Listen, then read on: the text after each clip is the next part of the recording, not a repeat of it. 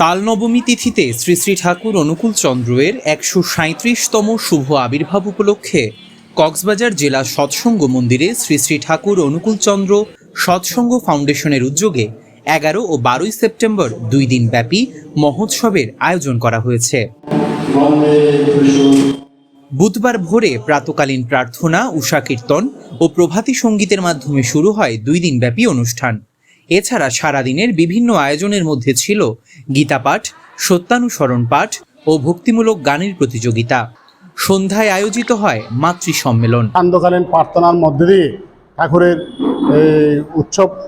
উৎসবের অধিবাস হবে, প্রদীপ প্রজ্বলন হবে এবং রাত্রে মাতৃ সম্মেলন আছে। আগামীকাল সকালবেলা 7:22 পরম প্রেমা শ্রী শ্রী ঠাকুরের জন্মলগ্ন ঘোষণা আছে, জাতীয় সঙ্গীত প্রতিযোগিতা আছে এবং জাতীয় পতাকা উত্তোলন আছে সহ কালকে দুপুরে আমাদের কক্সবাজারের আপামর জনসাধারণ সকল ধর্মাবলম্বীদের জন্য আমাদের মন্দিরে আমরা সবার জন্য আনন্দবাজারের প্রসাদের ব্যবস্থা করেছি। 12 সেপ্টেম্বর সকালে জাতীয় সঙ্গীত ও জাতীয় পতাকা উত্তোলনের মধ্য দিয়ে দ্বিতীয় দিনের কর্মসূচি শুরু হবে। এরপর নগর পরিক্রমা, ঠাকুরের সৎনামে দীক্ষা গ্রহণ, ইষ্টপূজা অঞ্জলি নিবেদন, আনন্দবাজারে মহাপ্রসাদ আস্বাদন, সন্ধ্যায় সান্ধ্যকালীন প্রার্থনা, মহতী ধর্মসভা ও রাতে সাংস্কৃতিক অনুষ্ঠান অনুষ্ঠিত হবে। অনুষ্ঠানে সকলকে আমন্ত্রণ জানিয়েছেন জেলা সৎসঙ্গ মন্দিরের নেতৃবৃন্দ।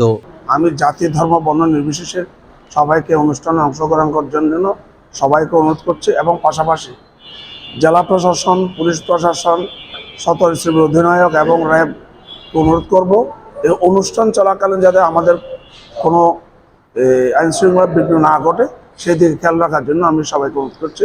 শ্রী শ্রী ঠাকুর মানুষের জন্য, মানুষের বাঁচা বাড়ার জন্য এই যুগে আবির্ভূত হয়েছেন।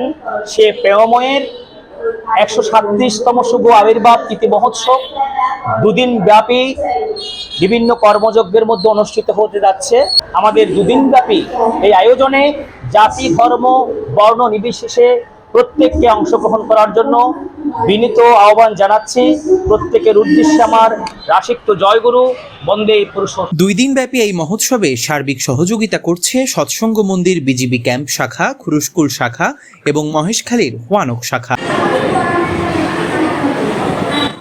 News desk, TTN।